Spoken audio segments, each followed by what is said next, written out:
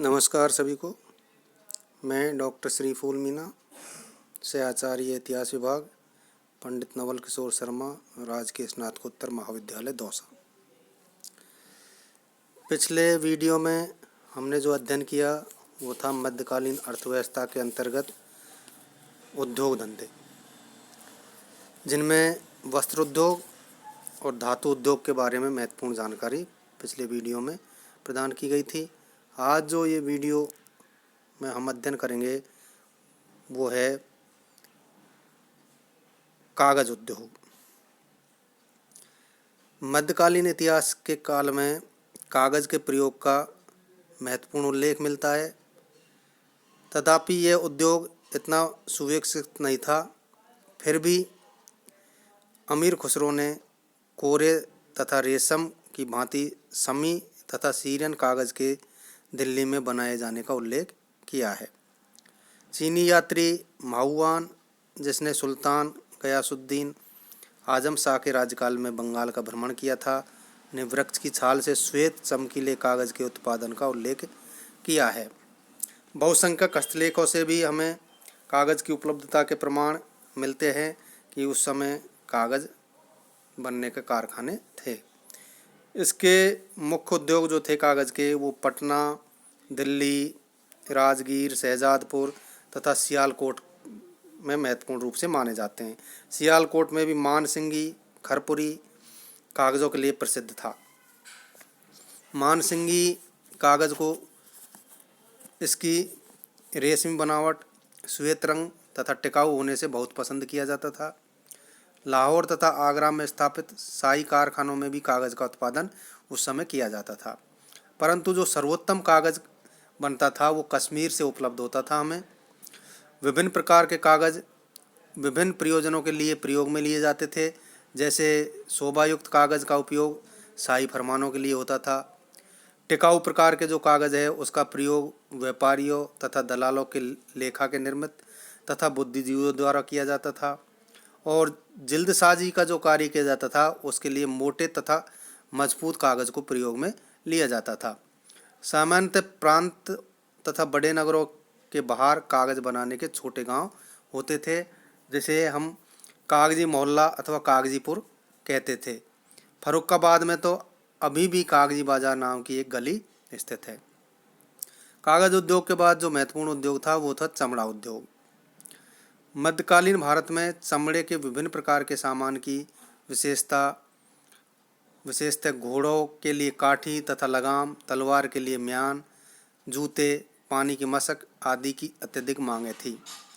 बंगाल में चमड़े का उपयोग विदेशों को निर्यात की जाने वाली चीन की पैकिंग में किया जाता था। सिंध में बने चमड़े के सामान उत्तम माने जाते थे। दिल्ली में भी एक संपन्न चमड़ा उद्योग स्थापित था। कैबे चप्पलों के लिए प्रसिद्ध था। गुजरात अपनी सोने और चांदी से कड़ी चमड़ी की चटाइयों के लिए प्रसिद्ध था। वहाँ चमड़े की वस्तुएं बड़ी मात्रा में बनती थी, जिनका अरब देशों को निर्यात होता था। असम में जहाँ सांड तथा हिरण बहुत होते थे, यह उद्योग स्थापित था। इसके अतिरिक्त जो महत्वपूर्ण उद्योग मध्यकाल में था वो था चीनी उद्योग। चीन की खपत देश भर में पर्याप्त मात्रा में होती थी, क्योंकि भारतीय शुरू से ही मीठे के बड़े शौकीन होते थे। चीनी गन्ने से तैयार की जाती थी, जो कि हमें लाहौर से, आगरा के समस्त क्षेत्र से तथा बंगाल, अजमेर व मालवा में बहुत मात्रा में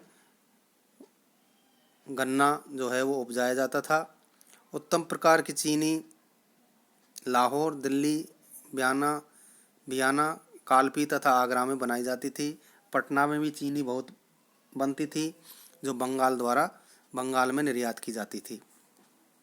इसके अतिरिक्त अन्य उद्योग भी मध्यकाल में प्रचलन में थे।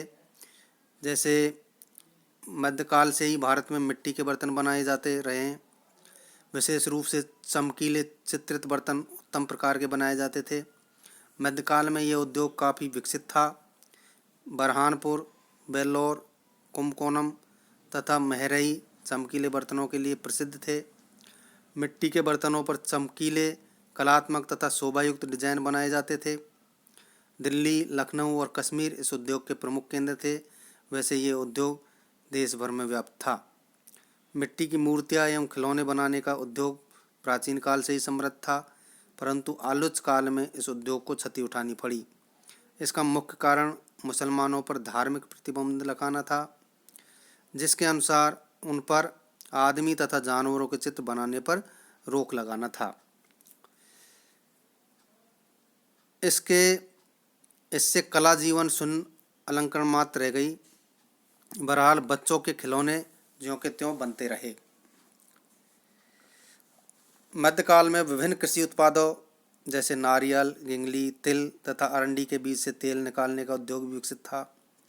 इसके अतिरिक्त संगत तराशी, पत्थर की खुदाई, बोतल बनाने तथा खिड़की तैयार करने के काम में कश्मीर में सामान्य रूप से किए जाते थे। कश्मीर अपने लकड़ी के काम के लिए प्रसिद्ध था। भारत में बेंत व बांस के वृक्ष बहुत होते थे। टोकरी, चटाई, छतें तथा झोंपड़ी बनाने तथा सजाने के काम में इनका प्रयोग किया जाता था। बंगाल तथा उड़ीसा में लाख बहुत मात्रा में पैदा होती थी। इससे स्त्रियों के कंगन, कड़े तथा बच्चों के खिलौने बनाए जाते थे। इसका मुख्य उद्योग गुजरात में था। हाथी दांत का काम करने वाले जड़ाऊ तथा अन्य प्रकार की वस्तुएं बनाने में बड़े निपुण होते थे। इन हाथी दांतों से जैसे कड़े, कंगन, शतरंज के पट्टे तथा शतरंज के मोहरे मुख्य रूप से बनाए जाते थे। दिल्ली तथा पूर्वोत्तर मुल्तान इसके लिए प्रसिद्ध माने गए थे। एक विदेशी यात्री नूनीज ने, जिसने विजयनगर का भ्रमण 1509 से 1529 ईस्वी के बीच किया था, उसने अपने वर्णन में लिखा है कि यहाँ हाथी दांत के गुटके बनाए जाते थे और उन पर सोने की पिचकारी की जाती थी। इस प्रकार मध्यकाल में उद्योग धंधों के द्वारा भारत की जो अर्थव्यवस्था है वो महत्वपूर्ण मानी जाती थी और उसके द्वारा अर्थव्यवस्था मजबूत भारत की हुई थी।